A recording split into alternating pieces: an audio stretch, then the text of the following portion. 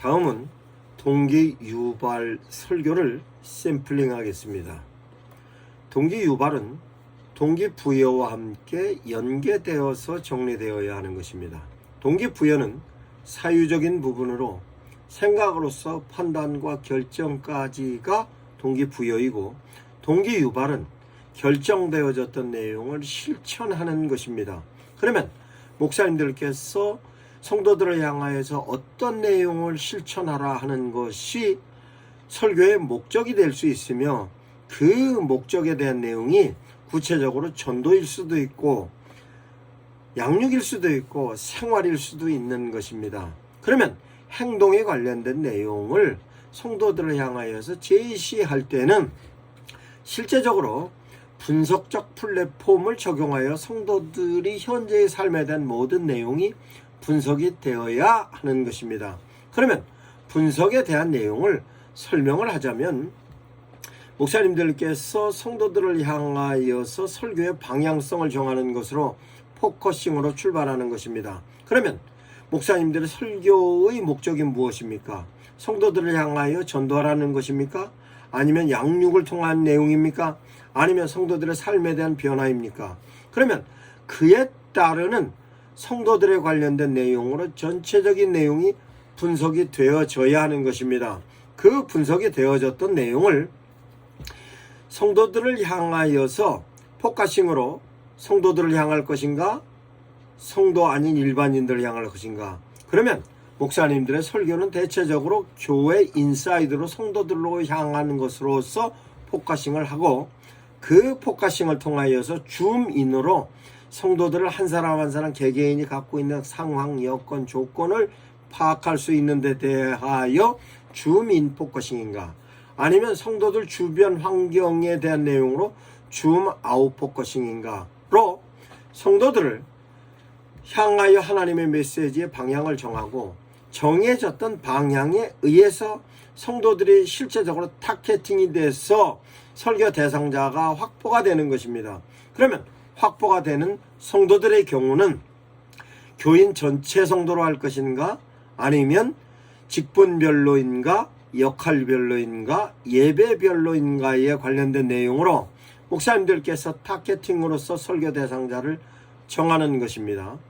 그 설교 대상자가 정해지면 그 설교 대상자를 줌인, 줌아웃을 통하여서 상세하게 얻어진 정보를 스케칭을 통하여서 설교 대상자의 상황과 여건과 조건과 모든 내용을 메모링을 해서 분석하여 데이터화해 놓으면, 그에 따라서 설교의 제목도 정해지는 것이고 본문도 정해지며, 그에 따라서 설교의 목적도 정해지는 것입니다. 그러면 이와 같은 데 대한 내용은 분석적 플랫폼으로 성도들을 향하여 모든 내용이 분석된 이후에 가능한 것이므로, 반드시 목사님들께서는 우리 교인들이기 때문에 내가 다 알고 있다라고 생각하지 마시고, 실제적으로 교인들이 현재의 상황은 어제의 상황과 다를 수 있습니다.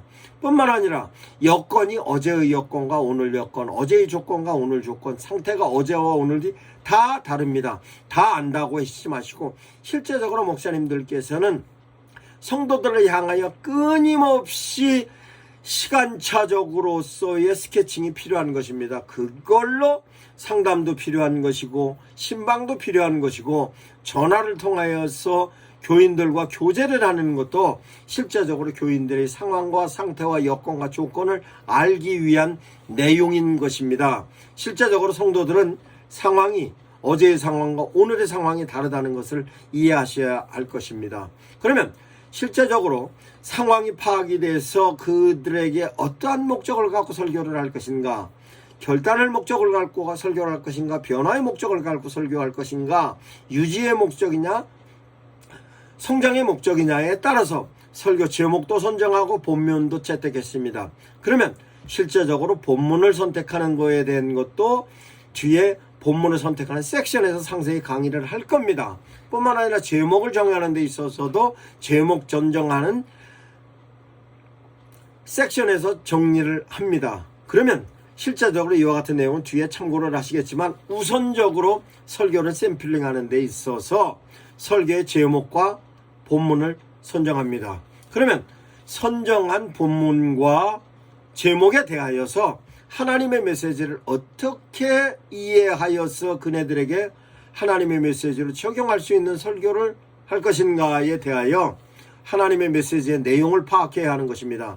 그 목적과 내용과 방법에 따라서 하나님의 메시지를 의지의 메시지로 선포를 할 것인가, 아니면 하나님께서 이행해 가시는 데 대한 메시지로 선포를 할 것인가, 아니면 의미로 선포를 할 것인가, 의도로 선포할 것인가, 메시지를 선택하고 그 메시지에 대한 것도 계시적인 부분이냐, 계율적인 부분이냐, 교훈적인 부분이냐 또 선택해야 하는 것입니다. 그러면 그 메시지를 성경에서 인용할 것이냐, 상황에서 인용할 것인가, 기록의 메시지로 성경을 택할 것인가, 상황의 메시지로 상황을 통하여서 성경을 보게 할 것인가, 이에 대하여 메시지의 형태도 정해야 하는 것입니다. 그러면 메시지의 형태까지 정해지는 분석적 플랫폼이 완성이 되면 실제적으로 분석적 플랫폼에 있어서의 메시지 플랫폼까지 적용을 하여 메시지의 내용까지도 정해지고 메시지의 형태, 형식까지 다 정해지면 그 다음은 실제적으로 적용적 플랫폼으로 설교를, 원고를 디자인하는 것입니다. 그러면 전도든 양육이든 변화든 결단이든 유지든 성장이든 간에 목사님들께서 설교의 목적이 정해진 상태에서 그 메시지를 효과적으로 성도들에게 설교의 원고의 내용으로 디자인을 하자면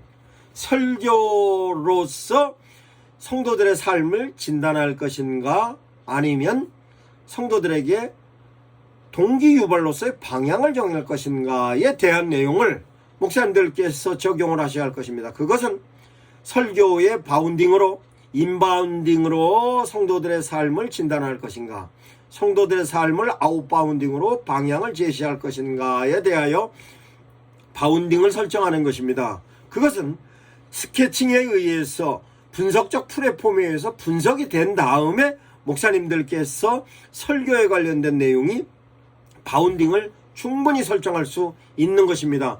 바운딩이 설정됐으면 은혜의 방향으로 갈 것인가, 믿음의 방향으로 갈 것인가의 로드맵으로 정하고, 로드맵이 정해진 상태에서는 그 방향성에 관련된 내용에 함께 설교의 프레임을 구성을 하여서 그 프레임이 하나님께서 주신 은혜에 대하여 하나님의 영역으로 초월적 영역인가, 아니면 하나님께서 실존에 개입하셔서 역사를 움직여 갖고 가시는 데 대한 내용으로 성도들에게 제시하는 은혜인가. 그러면 성도들은 그 은혜에 대해서 반응하는 것을 사유적으로 반응할 것인가, 아니면 실천으로서 반응할 것인가에까지인데, 동기 유발이기 때문에 실천까지로 이루어지는 것으로 사유적인 믿음보다는 실천적인 믿음을 강조해야 하는 것입니다. 그러면 이와 같이 설교의 프레임까지 구성을 하면 프레임까지 구성되어졌던 설교를 보다 성도들에게 쉽게 이해하고 성도들이 그 메시지를 통하여 효과적으로 삶에 적용할 수 있고 적용되어졌던 것 같고 활용을 할 수 있는 데 관련된 내용으로 설교를 패턴으로 설교의 수준을 높여야 하는 것입니다. 그러면 세부적인 패턴으로서의 첫 번째 패턴은 설교를 함에 있어서 어떤 목적이냐인 것입니다. 그 목적이 결단을 목적으로 할 것인가, 변화를 목적으로 할 것인가, 유지를 목적으로 할 것인가, 성장을 목적으로 할 것인가, 동기유발이기 때문에 결단은 동기부여입니다. 그러면 동기부여로 결단이 되어진 성도들이면 행동을 해야 되는 것이 실제적으로 행동을 해야 변화로 나타나는 것이기 때문에 변화에 관련된 내용으로 실제적으로 목적이 변화로 정리가 될 수 있는 것입니다. 그러면 변화하기 위해서는 행동을 어떻게 해야 된다는 것으로 동기 유발에 대한 설교가 적절하게 적용될 수 있는 것입니다. 그러면 설교에 있어서 목적이 정해졌습니다. 세부적인 목적이 정해지면 그 다음은 설교에 있어서 설교의 형태를 어떻게 할 것인가, 본문 설교로 할 것인가, 제목 설교로 할 것인가, 인물 설교로 할 것인가, 사건 상황 설교로 할 것인가, 그 내용을 목사님들께서 설교 원고가 정리되면서 전달 방식이 실제적으로 목사님들께서 잘 전달하는 방식으로 선택할 것인가, 아니면 본문과 죄목과 목적에 따라서 방향을 정할 것인가, 예언자적인 방식으로 진단을 갈 것인가, 선지자적인 방식으로 하나님의 메시지의 방향성을 정할 것인가, 아니면 제사장적 방식으로 성도들을 향하여 위로로 갈 것인가, 아니면 교육자적인 방식으로 교육을 통하여서 성도들을 동기 유발을 할 것인가를 정해야 하는 것입니다. 그러면 이와 같이 설교의 전달 방식까지 정해지면 그 다음은 설교의 내용입니다. 세부적인 내용으로 성도들을 감동을 시킬 것인가, 성도들을 설득할 것인가, 성도들을 선동할 것인가, 성도들을 교육할 것인가, 실제적으로 성도들을 감동시킴으로 행동을 할 수도 있습니다. 설득으로 행동을 할 수도 있습니다. 그러나 실제적으로 핵심적인 포인트는 선동으로 행동을 하게 하는 것으로의 내용으로 정리하는 것이 저의 경우에는 효과적이었습니다. 이와 같이 설교의 패턴까지로 설교의 원고를 완성합니다. 원고를 완성하면 실제적으로 동기 유발 설교를 목적에 따라서, 내용에 따라서, 전달 방식에 따라서가 윤곽이 나오면 이제는 스피칭을 어떻게 하는가의 전달로서의 설교의 대안적 플랫폼을 원고의 디자인과 함께 전달 방식을 디자인해야 하는 것입니다. 전달 방식은 스피칭으로서, 그러면 동기 유발하는 데 있어서 스피칭의 페이스는 어떻게 갈 것인가? 동기 유발하는 데 있어서 목적과 내용과 방법에 따라서 제시되어졌던 스피칭은 파워를 어떻게 구성을 할 것인가? 뿐만 아니라 스피칭에 있어서 피칭은 어떻게 하고 포즈는 어떻게 할 것인가를 정해야 하는 것입니다.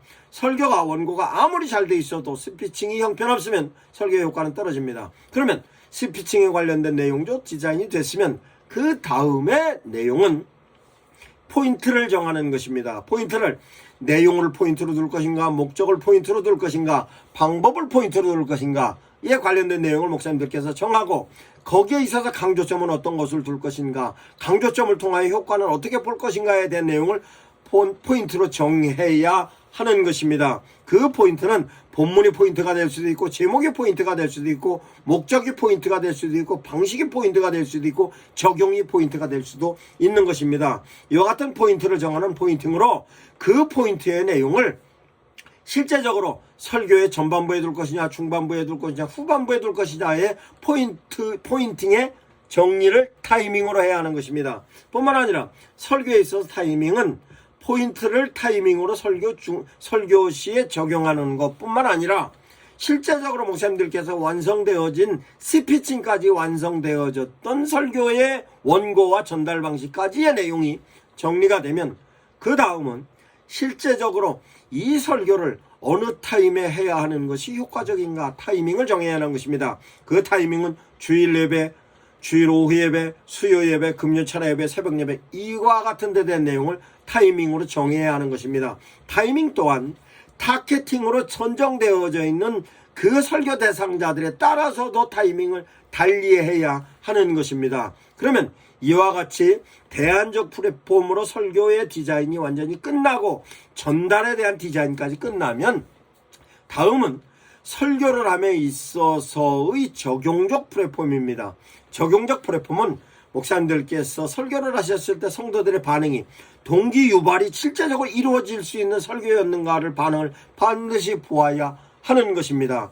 효과적으로 동기 유발로 이어질 설교였으면 성도들의 자세가 달라지는 것입니다. 시선이 몇 명이 나에게 왔고 몇 명이 딴 데로 갔으며 조는 사람이 몇 명인가로 설교 효과를 분석해 보아야 하는 것입니다. 그러면 실제적으로 목사님들께서 지금까지에 관련된 내용으로 실제적인 분석이 되면 그것 가지고 성도들을 향하여서 적용적 플랫폼으로 디자인하는 데 있어서 이 내용이 과연 아이덴티티를 형성할 수 있는 데 대한 내용인가를 샘플링해야 하는 것인데, 이 샘플링에 관련된 내용은 목사님들께서 스스로 디자인을 해주셨던 설교의 원고를 리허설을 통해서 한번 설교를 해보면 그 설교를 통하여서 교인들이 아이덴티티가 형성이 될 수 있구나 하는 것을 실제적으로 이해할 수 있는 것입니다. 이와 같이 목사님들께서 설교를 스스로 모니터링을 해보시고 그 모니터링을 통하여서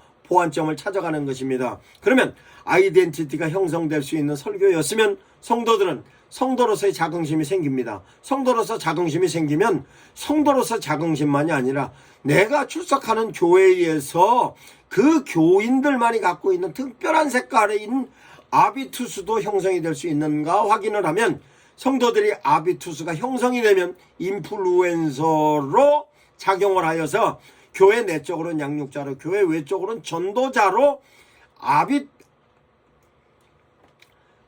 인플루엔서가 되는 것을 반드시 목사님들께서 샘플링까지 해야 하는 것입니다. 그것까지 염두에 두고 설교를 해야 하는 것이며, 뿐만 아니라 그와 같이 인플루엔서로 작용을 할 수 있을 때에 대한 내용은 성도들을 향하여서 구역 예배에서 먹을 수도 있고, 삶의 현장에서 쓸 수도 있고, 교회 내적인 부분의 프로그램에 적용할 수도 있고, 교회 내적인 행사에서도 적용할 수 있으며, 그 내용을 삶의 현장에서도 적용할 수 있는 데 대한 설교 자체가 동기부여를 성도들의 삶의 현장에서 쓸 수도 있고, 교회 내적으로 교제하면서 쓸 수도 있고, 교회 외적으로 사역으로 쓸 수도 있는 것에 관련된 내용으로 반드시 목사님들께서는 설교를 동기 유발에 관련된 내용을 샘플링을 확인해야 하는 것입니다. 이 내용을 마지막에는 피드백까지로 미비한 점은 무엇인지, 아니면 실제적으로 긍정적인 부분은 어떤 것이고 어떤 것은